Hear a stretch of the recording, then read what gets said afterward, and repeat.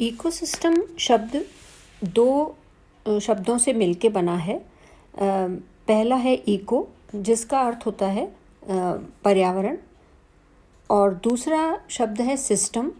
System का मतलब एक ऐसे जटिल से है जो इंटरैक्टिंग है और इंटरडिपेंडेंट है। System implies an interacting and interdependent complex. तो यहाँ हम सिस्टम की कल्पना एक ऐसे समझने के लिए हम ऐसे कर सकते हैं कि जैसे हम किसी इलेक्ट्रॉनिक डिवाइस की बात करें, सपोज़ टेलीविज़न है, तो टेलीविज़न एक सिस्टम है जो हमें इनपुट के बाद में हमें आउटपुट हमें उससे मिल रहा है। और इसके जो विभिन्न जैसे कंपोनेंट हैं, अगर हम टेलीविज़न की एक उदाहरण के लिए हम टेलीविज़न का उदाहरण लें, और इसके जो डिफरेंट पार्ट्स हैं, जैसे टेलीविज़न के जो भी डिफरेंट पार्ट्स होते हैं, फॉर एग्ज़ाम्पल पिक्चर ट्यूब है, या उसमें स्पीकर हैं, या नॉब्स हैं, या ट्रांसफार्मर्स लगे हुए हैं अंदर, तो ये उसके विभिन्न घटक हैं, विभिन्न कंपोनेंट्स हैं। और ये कंपोनेंट्स मिलके एक उन्होंने टीवी या टेलीविज़न का निर्माण किया है, एक बॉक्स में वो बंद है। और हम ये जो टेलीविज़न है ये एक सिस्टम के रूप में है कि ये इसमें इंटीग्रेटेड यूनिट्स इसमें लगी हुई हैं। लेकिन ये सिस्टम कब प्रभावी होगा, जब कब कार्य करेगा? कार्य का मतलब इसका जो आउटपुट है वो हमें पिक्चर क्वालिटी और साउंड के रूप में कब मिलेगा? जब ये सिस्टम हम किसी सोर्स ऑफ एनर्जी से जोड़ेंगे, जो इसमें इनपुट हम एनर्जी का डालेंगे in the form of electricity. और जब इसमें इलेक्ट्रिसिटी जाएगी सिस्टम में, तो इसकी जो भी यूनिट्स हैं अंदर, ये यूनिट्स अगर रेगुलर मैनर में, अगर इंटीग्रेटेड यूनिट्स हैं इसकी, वो ऑर्डरली सीक्वेंस में एक दूसरे से कनेक्ट है, तो ये सिस्टम प्रभावी रूप से हमें आउटपुट के रूप में पिक्चर क्वालिटी देगा या साउंड देगा। अदरवाइज़ अगर इसकी यूनिट्स ऑर्डरली प्रोसेस में नहीं लगी हुई हैं, तो ये हमें आउटपुट नहीं देगा, चाहे हम इसे इनपुट दे रहे हैं।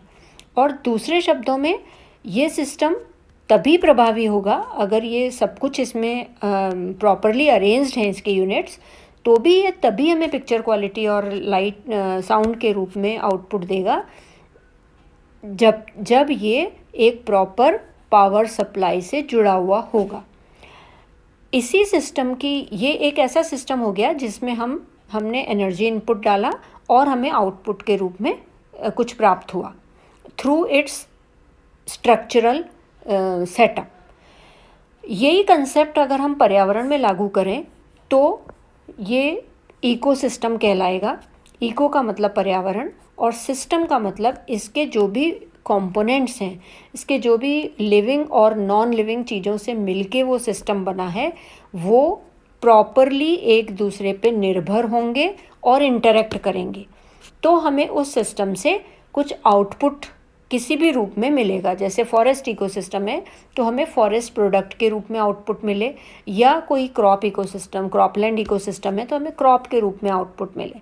तो बेसिकली एक ऐसा सिस्टम जो प्रॉपरली इंटीग्रेटेड और इंटरडिपेंडेंट सिस्टम है, उससे वो इकोसिस्टम कहलाएगा in the form of in the environment के संदर्भ में। तो टेंसले ने ये जो कंसेप्ट दिया था इकोसिस्टम का 1935 में, उन्होंने इसी को माइंड में रख के दिया था कि जो भी एनवायरनमेंट के यूनिट्स हैं वो they are inseparably interrelated and interact with each other. उन्होंने इसको इस तरीके से डिफ़ाइन किया था कि जो सिस्टम है वो that any system which is resulting from the integration of all the living and non living factors of the environment. Thus, he regarded ecosystem as including not only organismic complex but also the whole complex of the physical factors forming the environment, means living और non living दोनों चीज़ें environment की आएंगी। अब ये concept जो था वो एक्चुअली बहुत नया नहीं, मतलब ये कंसेप्ट के रूप में नया था, लेकिन इसकी जो भावना थी, इसमें जो विषय वस्तु थी वो बहुत पुरानी थी। और ये चीज़ें धीरे धीरे हमारी जो इकोलॉजी की हिस्ट्री थी, जो राइटिंग्स थी, उनमें आ रही थी। और इसी कंसेप्ट को कई साइंटिस्ट ने इनसे पहले अलग अलग नाम से जो लेख हैं इकोलॉजी के, उनमें प्रतिपादित किया हुआ था। जैसे बायोसिनोसिस कहा था कार्ल मोबियस ने बहुत पहले 1877 में। जो फोर्ब्स साइंटिस्ट हैं उन्होंने इसको माइक्रोकॉस्म नाम दिया था। जो थिनमैन साइंटिस्ट थे उन्होंने इसको बायोसिस्टम कहा था। वर्नैट्स्की ने इसको बायो इनर्ट बॉडी कहा, और कुछ साइंटिस्ट ने इसको इकोकॉस्म भी नाम दिया। तो ये अलग अलग नामों से जाना जाता था, लेकिन इकोसिस्टम जो शब्द था वो बहुत ज़्यादा वाइडली एक्सेप्टेड हो गया।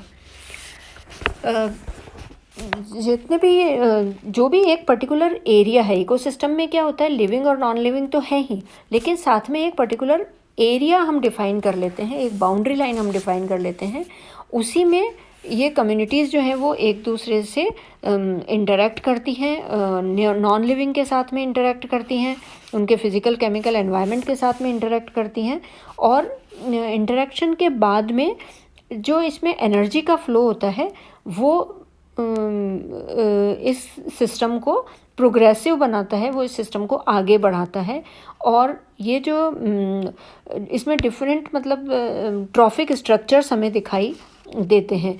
ट्रॉफिक स्ट्रक्चर है या बायोडाइवर्सिटी है या मटेरियल की साइकिलिंग है, ये हमें इसमें आगे चल के नज़र आते हैं। The units of living organism interacting with their non-living environment in an orderly self-sufficient manner is known as an ecosystem। मतलब orderly होना चाहिए, self-sufficient manner में ये interaction चलना चाहिए। अब क्योंकि ये एक बहुत बड़ा इकोसिस्टम भी हो सकता है, अगर हम इसके टाइप्स की बात करें तो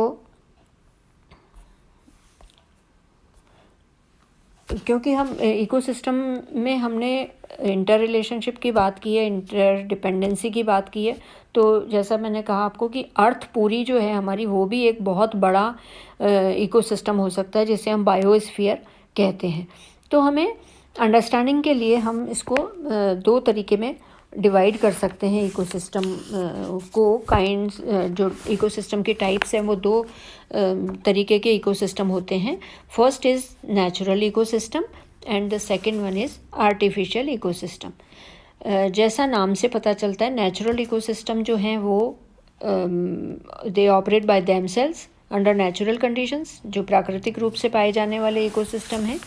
यहाँ मतलब किसी ह्यूमन बीइंग का कोई इंटरफेरेंस नहीं है। और ये नेचुरल इकोसिस्टम्स हम आगे फिर से सब डिवाइड कर सकते हैं, या तो टेरेस्ट्रियल इकोसिस्टम होंगे या एक्वेटिक इकोसिस्टम होंगे। और टेरेस्ट्रियल इकोसिस्टम में भी फिर से हम फॉरेस्ट, जैसे फॉर एग्जांपल फॉरेस्ट इकोसिस्टम है, ग्रासलैंड इकोसिस्टम, डेजर्ट इकोसिस्टम। और जो एक्वेटिक इकोसिस्टम है उसमें भी फ्रेश वाटर इकोसिस्टम हो सकते हैं, मरीन इकोसिस्टम हो सकते हैं। फ्रेश वाटर भी अगर वो रनिंग वाटर है, जैसे स्प्रिंग है, रिवर्स हैं, झरने हैं, तो ये लोटिक इकोसिस्टम कहलाते हैं। और अगर वो स्टैंडिंग वाटर हैं, जैसे पूल है या स्वैम्स हैं, तालाब हैं, ये पॉन्ड्स हैं, तो ये लैंटिक इकोसिस्टम कहलाएंगे। और इसके अलावा मरीन इकोसिस्टम हो सकते हैं, जो खारे पानी के इकोसिस्टम है वो मरीन इकोसिस्टम कहलाएंगे। तो इन सब इकोसिस्टम को चलाने के लिए जो मेन सोर्स ऑफ एनर्जी है यहाँ नेचुरल इकोसिस्टम में, दैट इज़ सनलाइट। सनलाइट जो है वो पूरे अर्थ के सारे इकोसिस्टम में एक सोर्स ऑफ एनर्जी के रूप में काम करता है। और ये एनर्जी इन इकोसिस्टम के विभिन्न भागों में से होती हुई हमें आउटपुट के रूप में कुछ न कुछ प्रदान करती है। दूसरे तरीके के इकोसिस्टम है वो आर्टिफिशियल इकोसिस्टम कहलाते हैं।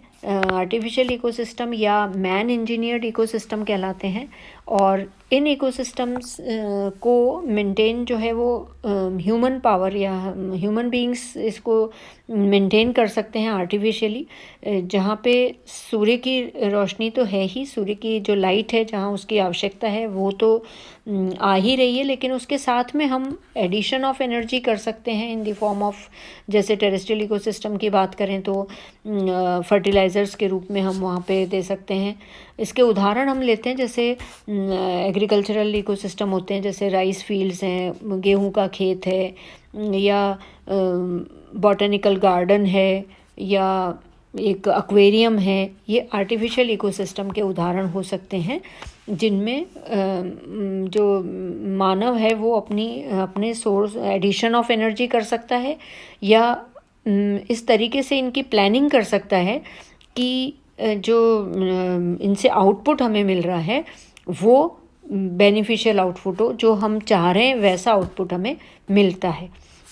फॉर एग्ज़ाम्पल जैसे हम क्रॉपलैंड की बात करें तो हमें मैक्सिमम आउटपुट रिटर्न चाहिए प्रोडक्टिविटी के रूप में, तो हम इस तरीके से एनर्जी को सब्सिडी उसमें प्रोवाइड करते हैं, फर्टिलाइज़र के रूप में, इरिगेशन के रूप में, बायोटिक कम्युनिटी को कंट्रोल करके कि जंगली पौधे वहाँ पे नहीं रहें, जंगली जानवर वहाँ नहीं आएँ, तो हम उसको कंट्रोल कर लेते हैं। और ये इस तरीके के जो सिस्टम है, जैसे स्पेस इकोसिस्टम है, ये आर्टिफिशियल इकोसिस्टम कहलाते हैं। तो इसमें हम ये देखते हैं कि जैसे इकोसिस्टम हमें अब तक ये पता लग गया कि एक इकोसिस्टम जो है वो एक ओवरऑल इंटीग्रेशन है इंटरैक्टिंग ऑर्गेनिजम्स का और उनके एनवायरनमेंट का। ज़्यादातर जो ये इकोसिस्टम है वो एक ओपन सिस्टम होते हैं। ओपन सिस्टम का मतलब है जहाँ पे कंटिन्यूस या वेरिएबल रुक के इन्फ्लक्स, मतलब जो मटेरियल हैं वो आते भी हैं और उनका लॉस भी होता है। एनर्जी आती भी है और एनर्जी के लॉसेस भी हीट और रेस्पिरेशन के रूप में साथ साथ में चलते रहते हैं। ऐसे सिस्टम्स को हम ओपन सिस्टम कहते हैं। तो ये इकोसिस्टम जो है वो it represent the highest level of ecological integration which is energy based, and this functional unit is capable of energy transformation, accumulation and circulation. So now the next topic जो हम इसमें लेंगे that is structure of ecosystem. By structure of ecosystem हम basically इनके component की बात करते हैं कि हम जो भी इकोसिस्टम की है वो संरचना कैसी है, मतलब उसमें क्या क्या जो यूनिट्स हैं जिनसे वो मिलके बना है उनका नंबर और डिस्ट्रीब्यूशन वो किस तरीके से है, वो किस तरीके से एक दूसरे से रिलेटेड हैं, वो हम ये फंक्शनल पार्ट में पढ़ते हैं। और स्ट्रक्चरल पार्ट में हम केवल उनके यूनिट्स के बारे में जानते हैं, जान रहे हैं, जिसमें वो जो भी कंपोनेंट्स हैं जिनसे वो मिलके बना है वो किस तरीके के कंपोनेंट्स हैं। बेसिकली जो स्ट्रक्चर का मतलब संरचना, पारिस्थितिकी तंत्र की जो संरचना है उससे हमारा मतलब होता है कि जो बायोटिक कम्युनिटी है उसका गठन कैसे है, जैसे उसमें कौन कौन से पौधे पाए जा रहे हैं, जो जंतु स्पीशीज़ हैं वो कौन कौन सी हैं, उनका नंबर कितना है, उनका डिस्ट्रीब्यूशन कितना है, उनका बायोमास कितना है। जो एबायोटिक हैं, मतलब जो नॉन लिविंग हैं, तो उनका अमाउंट कितना है, न्यूट्रिएंट कितने हैं, लाइट कितनी है, क्लाइमेटिक फैक्टर्स कौन कौन से हैं, किसी भी जगह में वो किस तरीके से ऑपरेट हो रहे हैं। तो बेसिकली दो तरीके के कंपोनेंट होते हैं, एक तो होते हैं बायोटिक कंपोनेंट्स और दूसरे होते हैं एबायोटिक कंपोनेंट्स। बायोटिक कंपोनेंट जैसा नाम से ही हमें पता लग रहा है कि जो लिविंग ऑर्गेनिजम्स हैं इकोसिस्टम के वो बायोटिक कंपोनेंट्स कहलाते हैं। बायोटिक कंपोनेंट में जो बेसिकली ये इकोसिस्टम का एक स्ट्रक्चर है, ट्रॉफिक स्ट्रक्चर है, जो न्यूट्रिशन के लेवल पे है। दे आर जो भी एनिमल्स हैं, जो भी ऑर्गेनिजम्स हैं, वो they are distinguished on the basis of their nutritional relationship. And from this trophic standpoint, an ecosystem has these components. अगर हम बायोटिक और एबायोटिक की बात करें तो हम पहले एबायोटिक की बात करेंगे। एबायोटिक में हम living organism non living organisms के बारे में पढ़ते हैं, जिसमें हम एक तो जो इनऑर्गेनिक सब्सटेंस हैं जैसे फॉस्फोरस है, सल्फ़र है, कार्बन, नाइट्रोजन, हाइड्रोजन, ऑक्सीजन, जो मटेरियल साइक्लिंग में इन्वॉल्व होते हैं, इनका अमाउंट कितना है किसी भी इकोसिस्टम में। इन जो नॉन लिविंग कंपोनेंट है उसका जो अमाउंट है that is also known as standing state और द स्टैंडिंग क्वालिटी। दूसरा जो भी इनऑर्गेनिक केमिकल्स हैं, बेसिकली इसमें 3 चीज़ें हैं।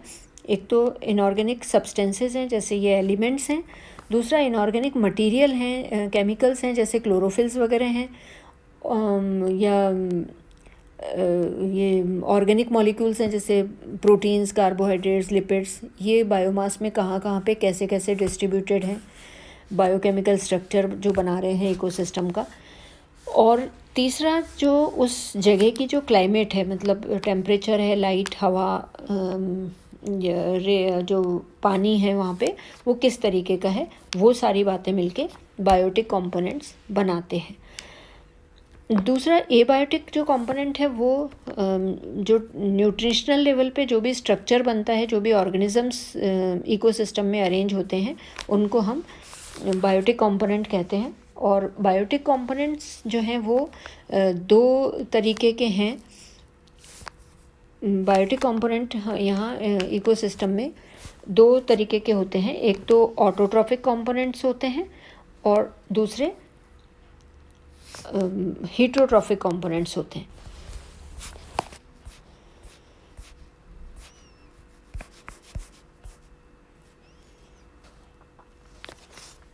ऑटोट्रॉफिक कंपोनेंट का मतलब इनको हम दूसरे शब्दों में प्रोड्यूसर्स भी कहते हैं। जो ग्रीन प्लांट्स हैं इकोसिस्टम में, हरे पौधे, due to the presence of chlorophyll they after photosynthesis they make food. Means autotrophic ऐसे कंपोनेंट, ऐसे ऑर्गेनिजम्स, ऐसे यूनिट्स हैं इकोसिस्टम की जो कि लाइट एनर्जी को फिक्स करती हैं और सिंपल इनऑर्गेनिक कंपोनेंट में उसको इनऑर्गेनिक कंपोनेंट से लेके उसको ऑर्गेनिक मॉलिक्यूल्स में बदल देती हैं, कॉम्प्लेक्स सब्सटेंसेस में बदल देती हैं। तो ये बेसिकली ग्रीन प्लांट्स हैं और कुछ फोटोसिंथेटिक बैक्टीरिया भी हैं, और इन ऑटोट्रॉफ्स को हम दूसरे शब्दों में प्रोड्यूसर के रूप में जानते हैं। दूसरे जो कंपोनेंट कहलाते हैं biotic component, they are heterotrophic components. और हीटरोट्रॉपिक कंपोनेंट्स में जो इनमें क्या होता है, जो अरेंजमेंट है, यूटिलाइजेशन है और decomposition of the complex material it predominates. जो ऑटोट्रॉफ्स पे डिपेंडेंट होते हैं वो सारे ग्रीन प्लांट के अलावा जितने भी ऑर्गेनिज्म इकोसिस्टम में पाए जाते हैं, they are known as heterotrophic components. इनको पॉपुलरली दूसरे शब्दों में हम कंज्यूमर्स या उपभोक्ता के रूप में भी जानते हैं, क्योंकि ये जो भी प्रोड्यूसर्स या ऑटोट्रॉफ्स ने जो भोजन बनाया हुआ होता है उसको ये भोजन के रूप में ग्रहण करते हैं। और इनको हम हीटरोट्रॉफ्स को या कंज्यूमर्स को आगे वापस विभाजित कर सकते हैं मैक्रो कंज्यूमर्स और माइक्रो कंज्यूमर्स में। मैक्रो कंज्यूमर्स में जो बड़े साइज़ के कंज्यूमर्स हैं, जो कि हर्बीवोर्स या कार्निवोर्स कहलाते हैं या ओमनिवोर्स कहलाते हैं, शाकाहारी मांसाहारी जीव होते हैं। Herbivores they are also known as primary consumers. means consumers, they are categorized into primary consumer, secondary consumer and tertiary consumers. Primary consumers are also known as herbivores, and herbivores are herbivores, and secondary and tertiary consumers they are carnivores or omnivores. So they include chiefly animals that ingest other organic and particulate organic matter. तीसरे जो दूसरा इसका type है हीटरोट्रॉफ्स का, that is micro consumers के अलावा micro consumers भी होते हैं जो बहुत छोटे साइज़ के होते हैं, and they are popularly known as decomposers. They are saprophytes and they include chiefly bacteria, actinomycetes और फंजाई, जो माइक्रो ऑर्गेनिजम्स हैं वो इस कैटेगरी में आते हैं। और ये जो कॉम्प्लेक्स कंपाउंड्स होते हैं डेड और लिविंग प्रोटोप्लाज्म के, उनको छोटे सिंपल इनऑर्गेनिक कंपोनेंट्स में बदल देते हैं और उसी से ये एनर्जी लेते हैं। और उसके बाद ये इनके ब्रेकडाउन के बाद में जो इनऑर्गेनिक सब्सटेंसेस हैं, इनऑर्गेनिक न्यूट्रिएंट्स हैं, उनको ये एनवायरनमेंट में रिलीज़ कर देते हैं ताकि वो फिर से जो ऑटोट्रॉफ्स हैं उनके काम आ सके। तो बायोटिक कंपोनेंट में हमने देखा कि ऑटोट्रॉफ्स होते हैं, हीट्रोट्रॉफ्स होते हैं। और हीट्रोट्रॉफ्स भी दो तरीके के हैं, macro consumers and micro consumers. दूसरा जो पैरेलल इसका क्लासिफिकेशन चलता है, that they are producers, consumers and decomposers. So the जो भी ये अमाउंट है लिविंग मटेरियल, जितना भी है, जितना भी बायोटिक कंपोनेंट है किसी भी इकोसिस्टम में, वो एक तो ट्रॉफिक लेवल के नाम से जाने जाते हैं, और दूसरा किसी भी इकोसिस्टम का जो भी बायोटिक कंपोनेंट है उसका जो अमाउंट है that is known as standing crop, जिसमें प्लांट और एनिमल दोनों आ जाते हैं। और स्टैंडिंग क्रॉप का मतलब होता है, स्टैंडिंग क्रॉप को हम एक्सप्रेस करते हैं या तो जितने भी ऑर्गेनिजम्स हैं उनका नंबर कितना है, उनका बायोमास कितना है, मतलब वो पर यूनिट एरिया में कितने ऑर्गेनिजम्स हैं, दैट इज़ बायोमास। तो ऑर्गेनिजमिक मास इन यूनिट एरिया। तो यहाँ ये दो टर्म इम्पॉर्टेंट हो जाती है, एक तो स्टैंडिंग स्टेट, जो कि टोटल जितना भी अमाउंट नंबर है एबायोटिक कंपोनेंट का किसी भी इकोसिस्टम में, that is known as standing state, and the amount of biotic component in the ecosystem, it is known as standing crop. So this is about structure of the ecosystem and the concept and definition and structure of the ecosystem. Thank you.